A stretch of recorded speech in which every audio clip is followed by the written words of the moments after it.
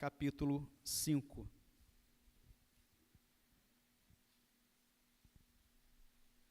Nós vamos ler do versículo 1 até o versículo 11. Primeira carta de João, tá, irmãos? Está no finalzinho da Bíblia. Não é o Evangelho de João, não, tá? É a primeira carta de João, capítulo de número 5.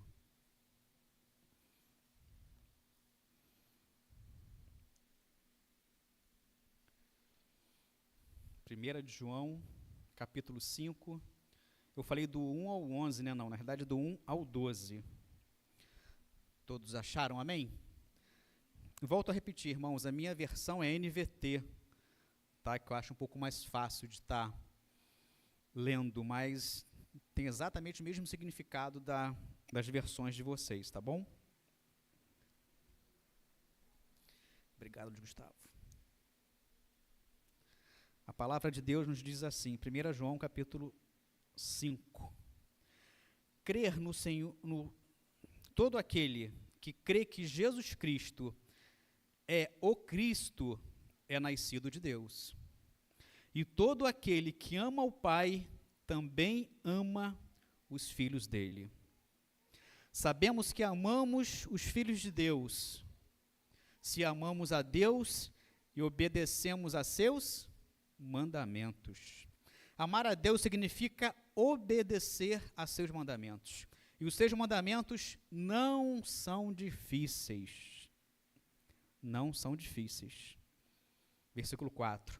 Pois todo aquele que é nascido de Deus vence este mundo. Olha que forte, irmãos. E obtemos essa vitória pela fé. Quem vence a batalha contra o mundo? Somente quem crê que Jesus é o Filho de Deus. Amém, irmãos? Versículo 6. Jesus Cristo foi revelado por meio de seu batismo na água e pelo derramamento de seu sangue. Conforme nós cantamos agora há pouco, né? Até que estava combinado. Não só por meio da água, mas pela água e pelo sangue. E o Espírito, com letra maiúscula, hein? Espírito Santo de Deus, que é a verdade, confirma com o seu testemunho. Temos, portanto, 3 testemunhas: o Espírito, a água e o sangue. E as 3 concordam entre si, porque cremos em testemunho humano. Certamente podemos crer no testemunho de Deus, que é ainda mais valioso, E Deus dá testemunho acerca do seu Filho. Quem crê no Filho de Deus sabe em seu coração que esse testemunho é verdadeiro. Quem não crê nisso, na realidade, chama Deus de mentiroso. Olha que palavra forte, irmãos. Porque não crê no testemunho de Deus acerca de seu Filho. Versículo 11. Este é o testemunho. Preste atenção. Deus nos deu vida alegre, vida sem aflições, vida próspera, vida sem dificuldades. Irmãos, Deus nos deu a vida eterna, e essa vida está em seu Filho. Quem tem o Filho tem a vida. Quem não tem o Filho de Deus não tem a vida. A impressão que me dá, irmãos, quando o Senhor colocou no meu coração esse texto, a primeira vez que eu li eu fiquei meio na dúvida, mas a segunda vez já foi muito claro para mim.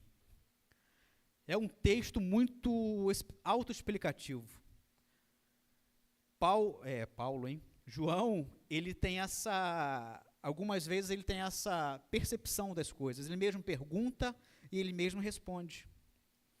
E são palavras tão fortes, irmãos, que ficam enraizadas nos nossos corações. Principalmente o versículo 12. Quem tem um filho tem a vida. Quem não tem um filho não tem a vida. É simples, irmãos. É simples. Muitas das vezes a gente olha para algum alguém conhecido, é uma pessoa tão gente boa, tão bacana, tão legal de conversar, de estar perto, e a gente às vezes fala, né? Só faltava ser crente. Só faltava ele ser crente. Mas por que muitas vezes a gente fala isso inconscientemente? Porque ser crente é ser tudo, meu irmão. Ser crente é ter a vida eterna. Ser crente é fazer parte da família de Deus. É fazer parte da comunhão com o Senhor. Semana passada eu vi uma pessoa me perguntou, comentou comigo, né? Nossa, irmão André, mas é tão difícil ser crente. Eu falei, irmão, no começo parece ser difícil, mas depois Deus vai nos moldando, né? Igual aquela passagem do olheiro e do barro. Nós somos barro na mão dele. E aos pouquinhos ele vai moldando do jeito que ele quer. Não é do meu jeito, não é do seu jeito, não é do nosso jeito. Nunca foi, nunca vai ser do nosso jeito. Sempre vai ser do jeito dele. Eu vou fazer um pequeno comentário aqui, nem. Me perdoa se você não vai gostar. Mas eu lembro quando aconteceu com a situação com a sua casa. E como vários de nós aqui ficamos muito tristes. Mas, se não me engano, uma palavra que você falou foi, pelo menos todos nós estamos bem. O restante a gente consegue. E eu não tenho a mínima dúvida que se o Senhor não já retribuiu tudo que você perdeu ali, falta muito pouco. Nunca conversei com você sobre isso. Mas às vezes nossas orações, a gente está em casa, está pensando nos irmãos, nas irmãs, nos jovens, e a gente para refletir algo a respeito de alguns irmãos. Bom, irmãos, o tema dessa passagem eu dei que a fé em Cristo nos faz vencer o mundo. Quer vencer o mundo? É muito simples. Derrame toda a sua fé em Jesus Cristo. Você vai vencer o mundo. Por mais difícil que pareça. Por mais difícil que pareça. Mais um clique, irmão Max. A grande ideia, irmãos, que eu separei dessa passagem foi: vivemos em um mundo cada vez mais difícil. Isso é a promessa de Deus se cumprindo. Eu acho que eu mudei alguma coisa, não mudei aqui. Eu vou acompanhar ali, que eu acabei não mudando aqui no meu rascunho. Vivemos em um mundo cada vez mais difícil, e só através de Jesus Cristo conseguiremos resistir às investidas do inimigo. Por isso, a cada momento temos que nos revestir de sua palavra. Não está certo, Max, pode deixar. Eu consertei sim, desculpa. Por isso, a cada momento temos que nos revestir de sua palavra, pois Cristo é a nossa esperança. Vamos ler juntos? Vivemos em um mundo cada vez mais difícil. Isso é a promessa de Deus se cumprindo para a volta de Cristo. Está diferente, realmente, desculpa. O certo é o que está ali. E só através de Jesus Cristo conseguimos resistir às investidas do inimigo. Por isso, a cada momento temos que nos revestir de sua palavra, pois só Cristo é a nossa esperança. Amém, irmãos? Em termos gerais, irmãos, a primeira carta de João, ela foi escrita com um propósito específico, de advertir os crentes e instruir os leitores com o falso testemunho que estava sendo pregado naquela época. Os falsos mestres daquela época estavam falando um absurdo de que eles estavam negando que Jesus Cristo veio em carne e osso, conforme a gente pode ler no capítulo 4, versículos 2 e 3. No início da história cristã, houve várias formas desse tipo de ensino errado, geralmente conhecido como docetismo. Alguns desses acreditavam que Cristo Salvador é um espírito divino. Olha que absurdo, que começou a habitar no homem chamado Jesus de Nazaré, no seu batismo, mas que deixou o homem exatamente no momentos antes da crucificação. Eu confesso a vocês, irmãos, que eu gosto muito de estudar a Bíblia. O primeiro curso que eu fiz na Igreja Batista foi em 2015, na antiga Rua de Vinéia ainda. Está fazendo 10 anos esse ano. E todo esse tempo a gente procura estudar, ler, entender alguma coisa. Comprei vários livros para estudar. E eu confesso aos irmãos que eu nunca tinha ouvido essa heresia, de que falsos mestres estavam sugerindo que Jesus Cristo não era Deus. Eles acreditavam, professavam que um Espírito veio do céu, habitou Cristo no momento do batismo dele, e alguns segundos antes dele morrer, alguns momentos antes dele morrer, ser crucificado, o Espírito saiu. Irmãos, o inimigo é tão astuto e tão criativo, né, que muita gente deve ter acreditado nessa história. E é interessante que a carta de João, a primeira carta de João, foi escrita aproximadamente no ano 85, depois de Cristo. E será que atualmente a gente ainda vê algumas heresias? 2000 anos depois? Infelizmente, né, irmãos? Cada vez mais a gente tem ouvido. Inclusive, até tem hoje em dia, tem a igreja que aceita homossexuais. E por aí vai. Cada absurdo que a gente vê, que a gente tem mais certeza da dificuldade que a gente passa e de que Cristo está à porta, prestes a voltar. Ainda outros defendiam que Jesus era somente um espírito, que parecia ser humano e que passou pelas experiências humanas. Olha que absurdo. Entre esses dois extremos existia ainda um grande número de visões totalmente distorcidas da palavra de Deus. Embora a primeira carta de João tenha sido considerada uma carta, faltam ainda algumas características para que os estudiosos realmente considerassem como sendo uma carta. Porque João não faz uma saudação, João não dá os cumprimentos que era de praxe, introdutórios, nem as saudações finais. Por outro lado, João vai se dirigir aos leitores como filhinhos. Irmãos, eu não consigo imaginar ninguém chamando ninguém de filhinho se essa pessoa não tem certa intimidade com ela. Fazendo aqui uma analogia, né? O pastor chama muita gente de queridão, né? Queridão, queridona. Mas eu tenho certeza que quem não conhece, quem não tem intimidade, não chama de queridão, queridona. Eu acho que não. Então aqui João está chamando seus irmãos nessa carta de filhinhos.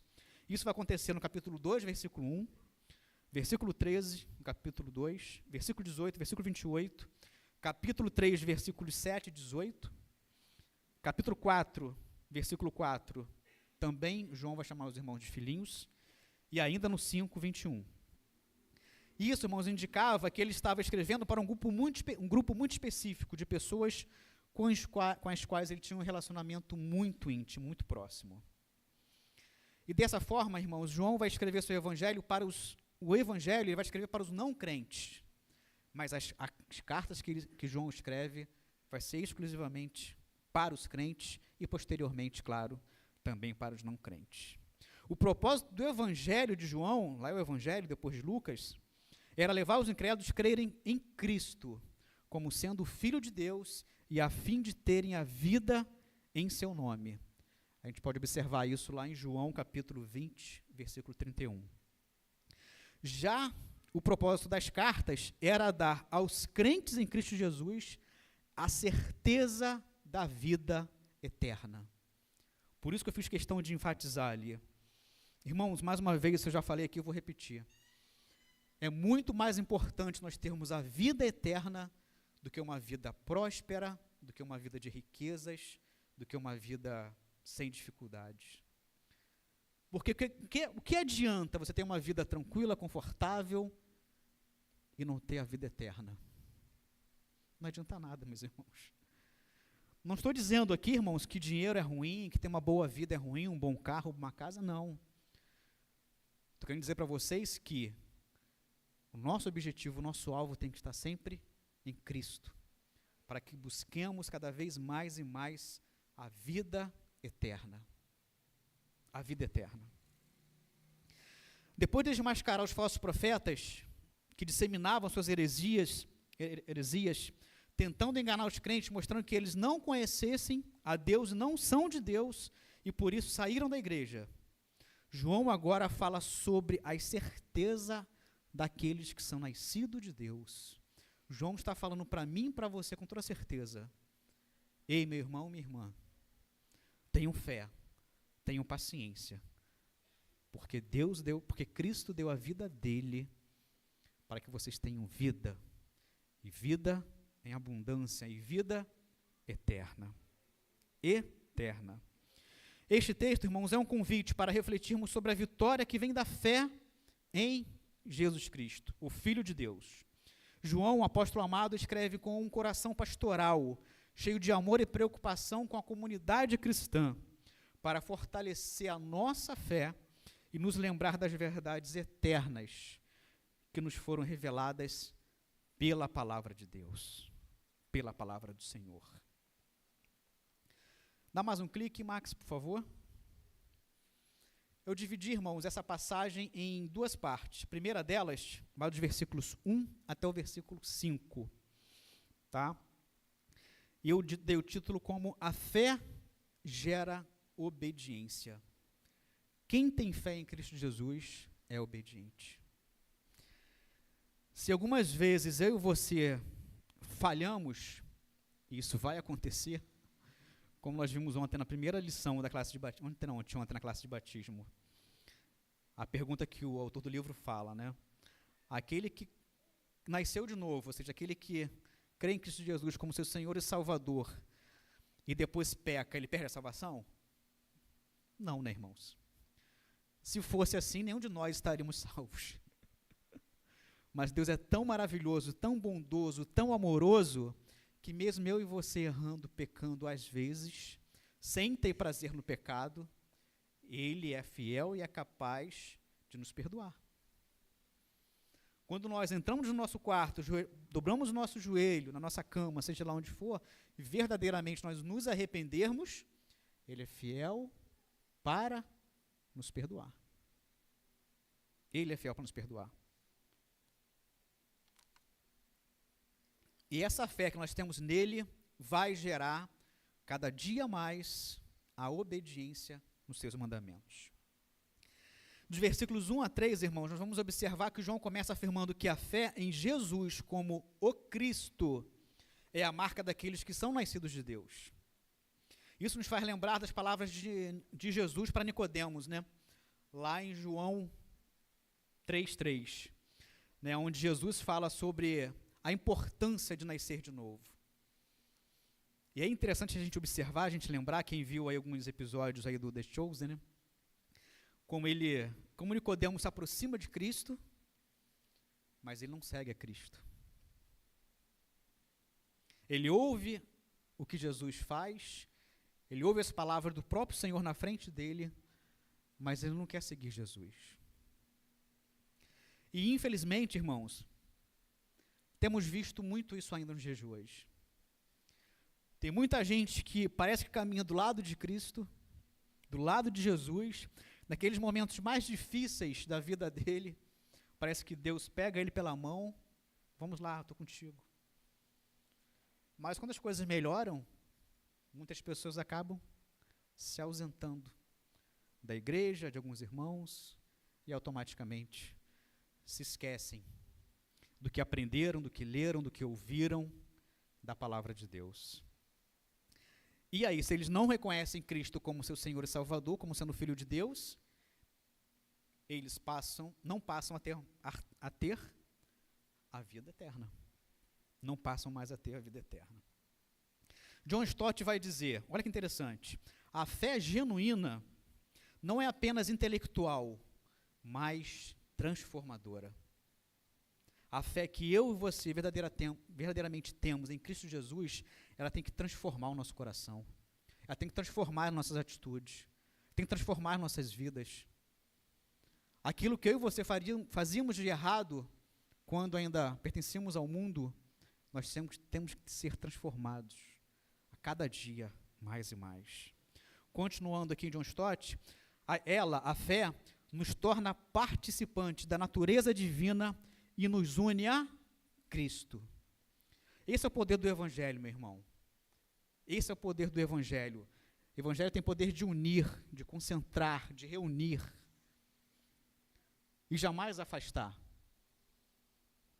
Como ontem um irmão mandou um vídeo lá no grupo dos homens a respeito de um cantor jovem, e ele começa a falar que o cantor jovem está segregando, né? Cantando músicas gospel. Mas é interessante, eu fui buscar o significado da palavra segregação. Eu já tinha uma ideia, mas fui buscar melhor. E ele fala, né, segregar quer dizer separar. Ou seja, quem não é de Deus, eles acham que nós excluímos eles. Eles acham que a gente está excluindo eles.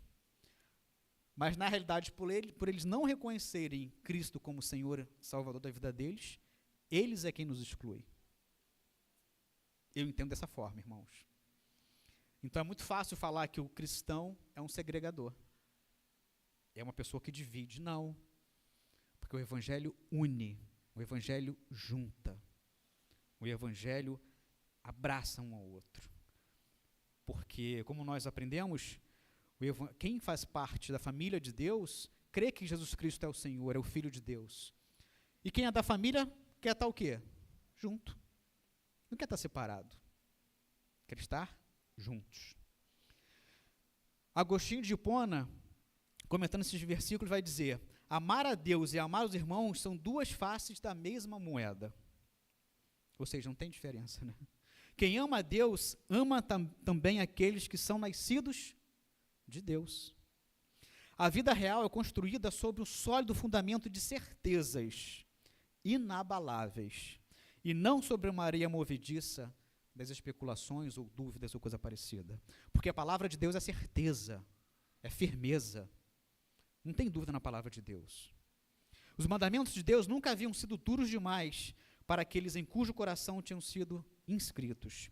Muitos mestres judeus consideravam algumas partes da lei de maior peso do que outras, mas no sentido de que eram mais cruciais para a vida diária, e não de qualquer uma delas fosse difícil demais para ser seguida.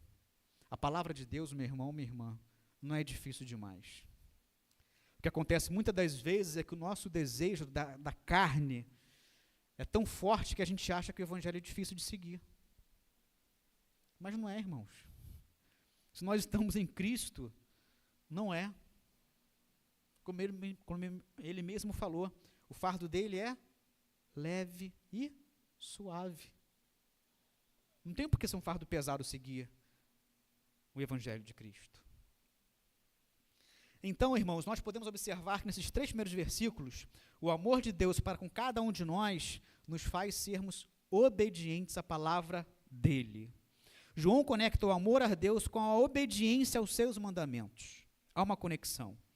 Ele enfatiza que os mandamentos de Deus não são pesados, pois são expressos no seu amor e visam o nosso bem. Olha que interessante, irmãos. O amor de Deus sempre, sempre visa o meu bem e o seu bem. O amor de Deus para cada um de nós sempre vai visar o nosso bem. Por isso eu comecei também falando no início, né? Se você tem dificuldade, está passando por dificuldade, como o irmão Pedro comentou aqui, se não passou, você vai passar, pode ter certeza disso. Mas tenha fé, porque o amor de Deus visa o seu bem. Visa o seu bem. Martinho Lutero vai dizer que a obediência não é um fardo para o crente. Olha que interessante, hein? Martinho Lutero. A obediência não é um fardo para o crente, mas uma resposta alegre ao amor de Deus. É a evidência de que somos libertos pelo Evangelho. Porque o Evangelho faz isso, irmãos. O Evangelho liberta. Já parou para pensar quantos pecados estavam te escravizando alguns anos atrás? Eu já refleti, irmãos. Nós somos libertos. Se o Evangelho liberta, é porque quando nós não tínhamos o Evangelho no nosso coração, nós estávamos o quê? Presos. Nós éramos o quê? Escravos. Escravos de quem? De Satanás. Do pecado. Charles Spurgeon, outro excelente comentarista, pregador, vai dizer: o amor a Deus não é um sentimento vazio. Ele se manifesta em ações concretas, de obediência e serviço. Vê agora na minha mente aqui, outro dia o pastor Ezequias falando, né? Que viu um monte de gente aqui com potencial enorme de fazer a obra do Senhor. E tem tudo a ver com essa parte final aqui do comentário de Charles Spurgeon. Ele se manifesta em ações concretas de obediência e serviço. Que tipo de serviço? Servir o Evangelho. Seja qual forma for, seguir o Evangelho, praticando o serviço a Deus. É interessante, irmãos, que quando João vai dizer todo aquele, indica que a religião cristã não exclui ninguém, como eu falei anteriormente. Qualquer um que coloca a sua fé em Cristo com sinceridade é considerado um filho de Deus. É um filho de Deus. Augusto Nicodemos vai dizer que o cristão é todo aquele que crê que Jesus Cristo de Nazaré, o qual padeceu e morreu sob Pôncio Pilatos, era o Cristo, era o Messias, enviado por Deus para salvar o mundo. Para salvar o mundo. A fé em Cristo nos concede dois maravilhosos privilégios. O primeiro deles, a participação na família de Deus e a vitória sobre o mundo. Olha que privilégio maravilhoso, irmãos. Eu e você somos participantes da família de Deus e também nós temos a vitória sobre o mundo, porque nós cremos que Cristo, só Cristo, é o nosso Senhor, é o nosso Salvador. Aqueles que pertencem à família de Deus por crerem que Jesus é o Cristo, são aqueles que vencem o mundo. Por outro lado, não há pertencimento à família de Deus, nem vitória sobre o mundo, para aqueles que negam a divindade e humanidade de Cristo. Não tem vitória para esses. A vitória de Cristo sobre Satanás, a morte e o pecado como única vitória no tempo e para todo o tempo, fazem da sua vitória a nossa vitória. Meu irmão, minha irmã, eu e você somos vitoriosos, porque nós estamos em Cristo, e Ele venceu Satanás, a morte e o pecado. Nós somos vencedores nele. Nós somos, irmãos, porque Cristo venceu Satanás, a morte e o pecado. Não é o homem, mas é importante observarmos que João vai ressaltar não a pessoa vitoriosa em si, mas o poder vitorioso de Jesus Cristo. O poder dele. Não é o homem, mas o seu nascimento de Deus é que vence. O novo nascimento é um evento sobrenatural que nos tira da esfera do mundo em que Satanás governa e nos transporta para a família de Deus. João, nessa passagem, irmãos, está expondo o assunto da vida vitoriosa que o crente possui. Enquanto a Bíblia usa vários termos para descrever cristãos, João destaca um termo em particular nesse capítulo, que ele vai chamar de vencedor ou o que vence. De todas as vezes que essa expressão aparece no Novo Testamento, João é quem a usa em sua maior parte. Várias formas distintas aparecem desse termo nos versículos para enfatizar a natureza vitoriosa do cristão.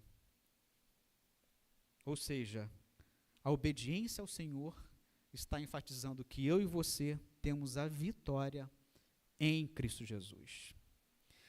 Outro comentarista, William Barclay, vai dizer que a fé não é apenas uma crença passiva, mas uma força ativa que nos capacita a resistir às tentações e influências do mundo. Olha que interessante, irmãos. A fé faz com que nós resistamos às tentações e influências do mundo. Outro comentarista, Dietrich Bonhoeffer, vai dizer: a vitória da fé não é uma conquista humana, mas um dom divino. É Cristo em nós que nos dá a vitória. Amém, irmãos? A hora voa aqui em cima, né? Vamos para a segunda parte, Max? Dá mais um clique, por favor.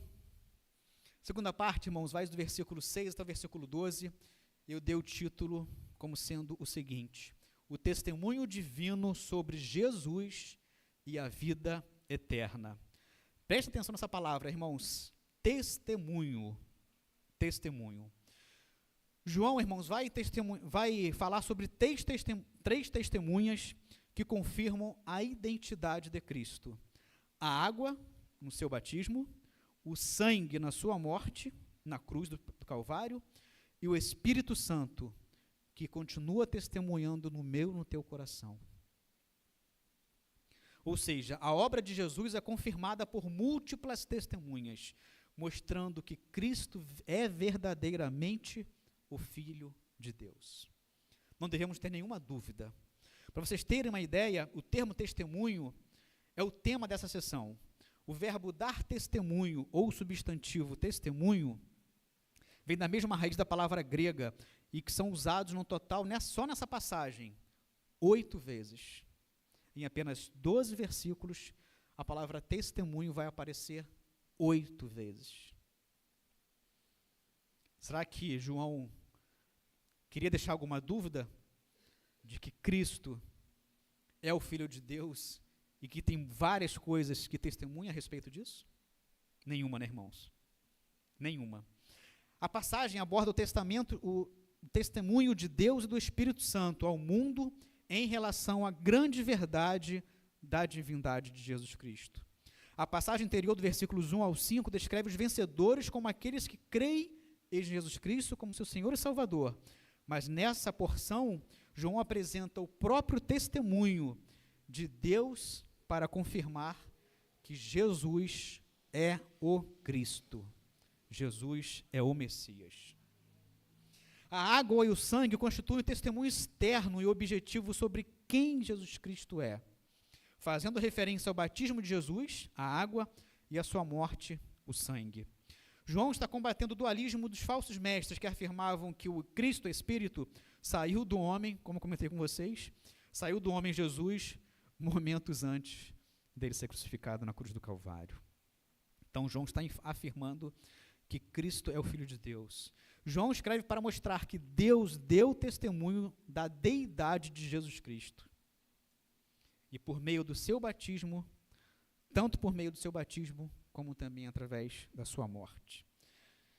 Assim como o testemunho sobre Jesus é o sólido e irrefutável, nossa fé deve ser firmada nessa verdade. Não deve haver nenhuma dúvida, nenhuma. Devemos confiar plenamente na obra de Cristo e no testemunho do Espírito Santo atuando na minha e na sua vida.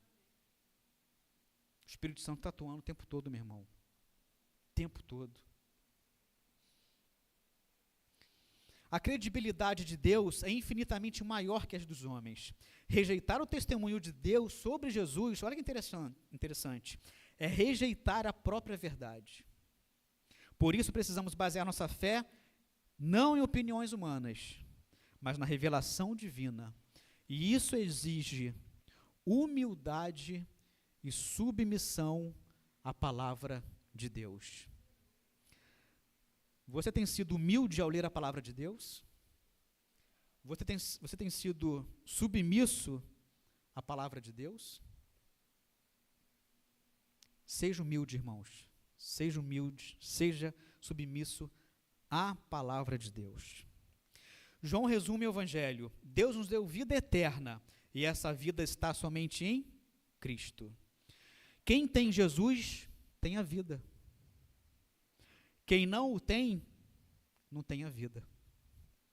A vida eterna não é algo que conquistamos, mas um dom que recebemos através da morte de Jesus na cruz do Calvário para quitar a minha e a sua dívida, que é o pecado. Que é o pecado. Essa verdade, irmãos, deve nos encher de gratidão e nos motivar a compartilhar o Evangelho com os outros. Pode até parecer que tem alguma coisa combinada, mas não tem, né, irmãos? Semana que vem começa Missões Mundiais. E o que Missões faz? Leva, compartilha o Evangelho a todas as pessoas. A vida eterna é um presente disponível para todos aqueles que creem em Cristo Jesus como sendo o Filho de Deus. Amém, irmãos? Eu gostaria muito, irmãos, de expor esse capítulo todo para os irmãos, mas como o tempo, geralmente, às quintas-feiras é mais curto, né? Eu vou ficar apenas nessas duas divisões, nessas duas passagens. Dá mais um clique, irmão Max, para nós levarmos para casa algumas aplicações em nossos corações e que tenhamos maior intimidade com o Senhor, né, irmãos? Maior intimidade com Ele. Primeira aplicação, irmãos. Somente a fé em Jesus Cristo nos dá a vitória em meio às dificuldades da vida. Só nele temos a certeza de que algo de bom está por vir. Olha que interessante. Seja aqui na terra ou nos céus, quando ele voltar. Amém, irmãos? Augusto Nicodemos, citando J. Gil, vai dizer: a vitória sobre o mundo não se deve à fé propriamente dita, mas ao seu objeto. Quem é o objeto da fé?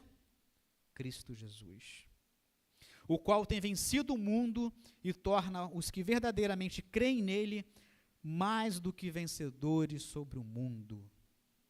Tenha certeza no seu coração, meu irmão, minha irmã, você é mais que vencedor. Você é mais que vencedor. Mesmo que você esteja passando por um momento difícil, eu torno a dizer, você é mais que vencedor. Você é mais que vencedor, minha irmã, meu irmão. Nós somos mais que vencedores. A crença salvadora não é apenas uma aceitação intelectual, mas uma dedicação permanente de todo o coração a Jesus Cristo, porque Jesus é o Cristo. O objetivo da fé do cristão é Jesus, particularmente porque ele é o Messias prometido e o ungido, o qual Deus enviou para ser o Salvador dos nossos pecados. Qualquer um que deposita a fé em Jesus Cristo como único e suficiente Salvador, nasceu de novo e, portanto, já é um vencedor. O tempo do verbo grego nessa passagem indica que que uma fé em andamento é o resultado do novo nascimento e, portanto, a evidência desse novo nascimento. Os filhos de Deus manifestam a realidade de haver nascido de novo ao continuarem crendo no Filho de Deus como seu Senhor e Salvador. O novo nascimento nos leva a um relacionamento permanente de fé com Deus e com seu Filho, Jesus Cristo. Amém, irmãos? Próxima e última aplicação, irmão Max. Jesus é o Filho de Deus e a vida eterna está disponível somente nele.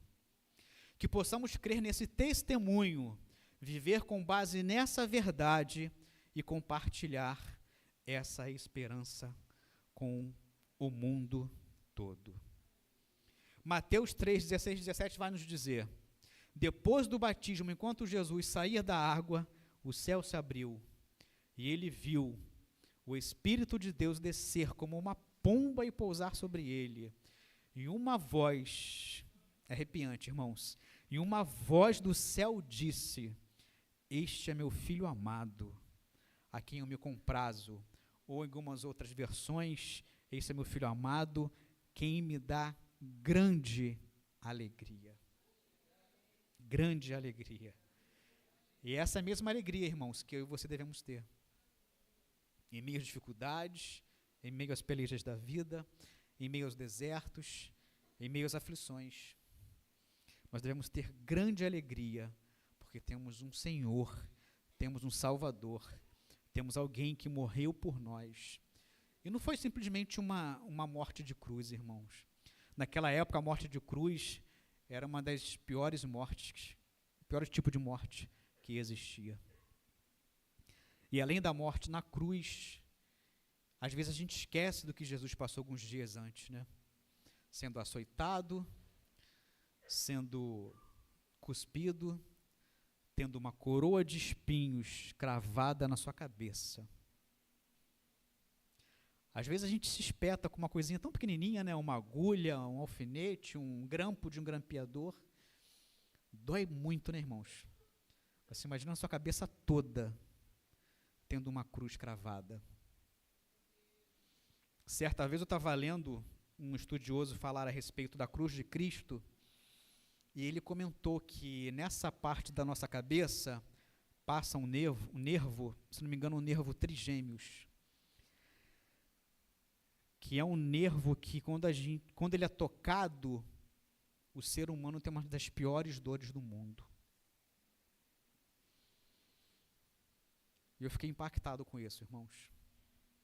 Se um dedinho que a gente fura, não tem nenhum nervo aqui, quer dizer, pelo menos aqui nessa parte aqui, na pontinha da carne, dói pra caramba. Imagina um espinho entrando no seu nervo, na sua cabeça. Você tem uma das piores dores do mundo.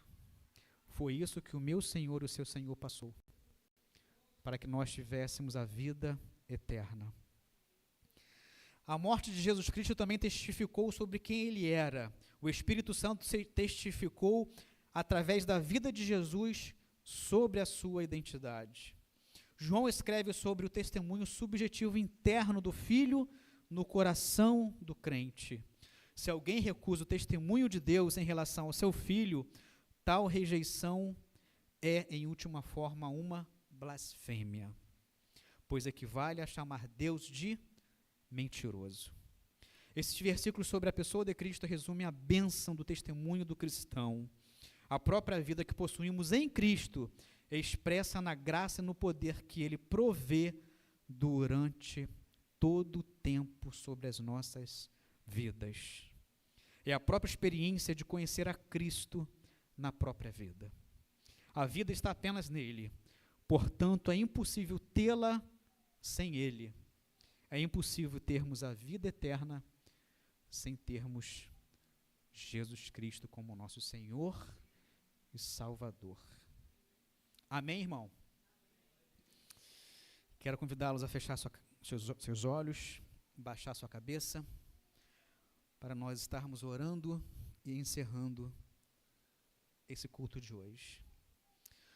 Ó Deus, obrigado, Pai, porque desde o primeiro momento que o Senhor falou conosco, pudemos observar o que o Senhor queria falar à tua igreja, Pai. Assim como o Senhor falou comigo, Deus, desde aquele início da minha preparação da pregação, Pai. Por favor, Deus, faz com que essas palavras fiquem gravadas na nossa mente e principalmente no nosso coração, Deus.